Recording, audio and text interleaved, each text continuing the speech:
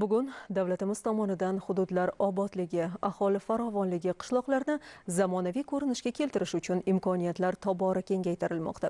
Qurilish, bunyodkorlik, shaharsozlik me'yorlariga ko'ra joylarda obodonlashtirish ishlari davom ettirilmoqda. Birgina yo'lsozlik sohasini olib qaraydigan bo'lsak, bu ham xalq e'tirofiga loyiq ko'rilayotgan tizim sifatida bunyodkorlik ishlari bilan ko'zga tashlanyapti. Mavzuni muxbirimiz Jizzax viloyati misolida davom ettiradi.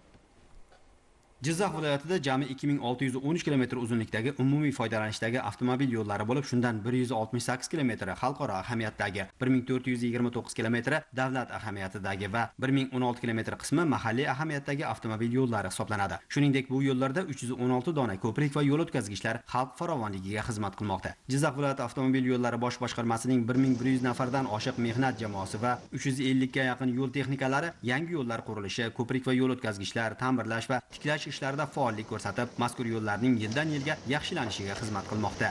Muhtaram Prezidentimizning 454-sonli qarori asosida Jizzax viloyatining M39 xalqaro yo'l bilan bog'lovchi 4 km uzunlikdagi avtomobil yo'li va temir yo'l ustidan o'tgan yo'l o'tkazgichda ham ta'mirlash ishlari bugun jadal sur'atlarda amalga oshirilyapti.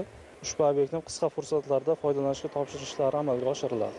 M39 Almaty, Bishkek, Toshkent, Shahrisabz, Termiz avtomagistralidagi ta'mirlash ishlarining uzluksizligi tranzit yuk tashish imkoniyatlarining yanada ko'payishiga xizmat qilmoqda. Joriy yil hisobidan mazkur yo'lning 939-982 km oralig'ida harakat xavfsizligi ta'minlandi. Ayni kunlarda bu avtomagistralning Jizzax viloyati hududida sutkasiga 55 mingdan ziyod transport vositalarining harakatlari kuzatilmoqda. Yo'l ravonligi, haydovchilarning dam olishlari, texnik xizmatlar, yuk tashish nazoratining yo'lga qo'yilganligi va boshqa xizmat ko'rsatish sifatining yaxshilanib borayotganini ham alohida e'tirof etish lozim.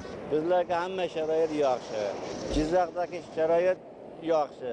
Istalavoy, Istaranka, hamma istarankalarda kamera bor ekan, hech dod bo'lmaydi. Mashinalarga bemalol kelib ketadi.